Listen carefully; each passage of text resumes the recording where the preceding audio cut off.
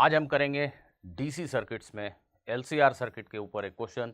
इस तरह के क्वेश्चन पास्ट में जेईई एडवांस्ड एग्जाम में कई बार पूछे गए हैं, पर ये क्वेश्चन उन सब से थोड़ा ज़्यादा ट्रिकी है।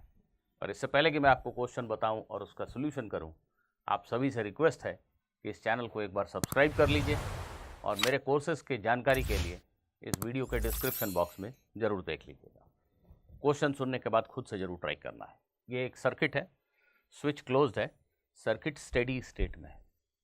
ठीक है, ये एक आइडियल वोल्ट मीटर है, आइडियल वोल्ट मीटर है। ये आइडियल इंडक्टर है, ये आइडियल इंडक्टर है, कैपेसिटर है, कैपेसिटर है, रेजिस्टेंसेज हैं जैसा दिख रहा है। बैटरी का ईएमएफ ई वोल्ट है, स्विच क्लोज्ड है लंबे समय से, सर्किट स्टेडी स्टेट में है। क्वेश्चन कहता है find the volt meter reading, find the volt meter reading just before and after opening the switch S. इस स्विच को जाके आपने ओपन किया, ओपन करने के ठीक पहले और ओपन करने के ठीक बाद वोल्ट मीटर की रीडिंग क्या थी, ये आपको जज करना है। Now the question is yours, please give it a try before you have a look at my solution. The solution in fact is not at all difficult. Steady state में जब सर्किट है, कैपेसिटर्स डीसी सर्किट में current को block कर रहे हैं, infinite resistance की तरह बिहेव कर रहे हैं स्टेडी स्टेट में, तो इस पाथ में कोई करंट नहीं हो सकता, इस पाथ में भी कोई करंट नहीं हो सकता। और ये जो इंडक्टर है हमारे, ये एक जीरो रेजिस्टेंस की तरह बिहेव कर रहे हैं स्टेडी स्टेट में। और आप देख सकते हैं, सर्किट को गौर से देखें तो समझ पाएंगे कि करंट सिर्फ और सिर्फ ऐसे हो सकता है, ऐसा। इस पाथ में एक ईएमएफ है ई, रेजिस्टेंस है आर, और देयरफॉर ये जो करंट है वो नेचुरली ऐसा है और इसका मैग्नीट्यूड है E by R. Steady state में, स्विच खोलने के ठीक पहले सर्किट स्टेडी स्टेट में, ठीक है। अब ऐसे में वोल्टमीटर के क्रॉस पोटेंशियल डिफरेंस क्या है, अभी भी मुश्किल है थोड़ा सोचना, ठीक है। ये पॉइंट अगर इस पॉइंट का नाम एम दे देता हूं, ये पॉइंट अगर एम है, ध्यान से देखिए, बिकॉज इस पाथ में करंट नहीं है, बिकॉज इस पाथ में करंट नहीं है, तो ये पॉइंट, ये पॉइंट, ये पॉइंट, ये पॉइंट, ये पॉइंट सब सेम पोटेंशियल पे है। मतलब एम और ई सेम पोटेंशियल पे है।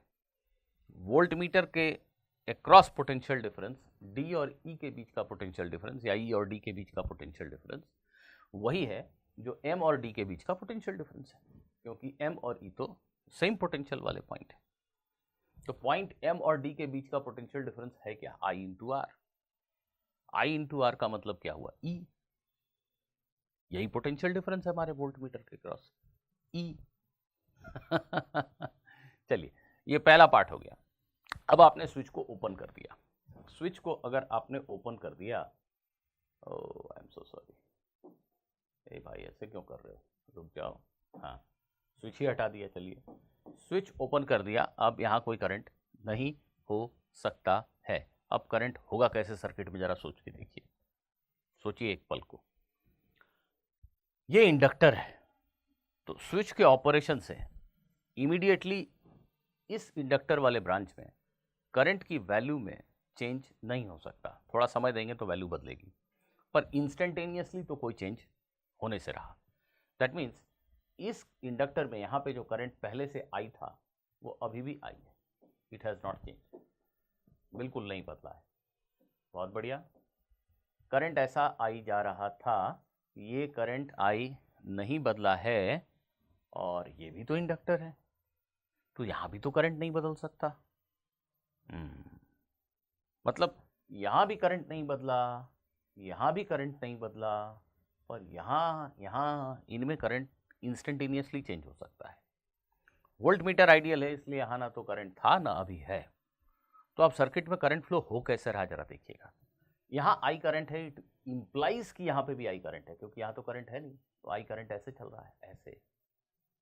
यहाँ तो जा नहीं सकता, तो ऐसे ही जा रहा है। कैपेसिटर वाले पाथ में करंट बदल सकता है, रेजिस्टेंस में तो ऑफकोर्स बदल सकता है, पर अभी इस लूप में एक करंट आई फ्लो हो रहा है, और यहां भी तो करंट था, इसका क्या हुआ। ऑब्वियसली ये करंट, इसको ऐसा ही रास्ता मिलेगा और कोई रास्ता तो मिलेगा नहीं। यहां करंट आई से बदल नहीं सकता, यहां आई से बदल नहीं सकता। तो ऑब्वियसली एक तरह से दो इंडिपेंडेंट लूप हो गए, एक आई करंट ऐसा फ्लो हो रहा है, एक आई करंट ऐसा फ्लो हो रहा है।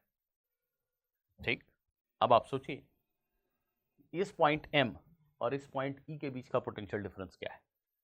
I into 3R, I into 3R। और इस पॉइंट M और इस पॉइंट के D के बीच का पोटेंशियल डिफरेंस क्या है? I into R। I into 3R का ड्रॉप है यहां और I इंटू R का ड्रॉप है यहां, तो D और E के बीच का पोटेंशियल डिफरेंस क्या है? Obviously 2IR।